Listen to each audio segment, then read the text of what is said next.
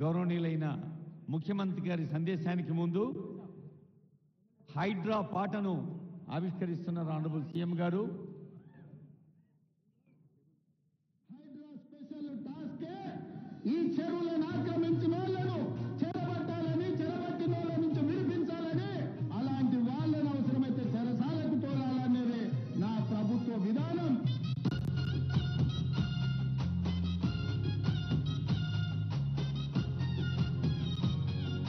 ఇది బతుకమ్మ పుంటపాట, హైడ్రా పాట.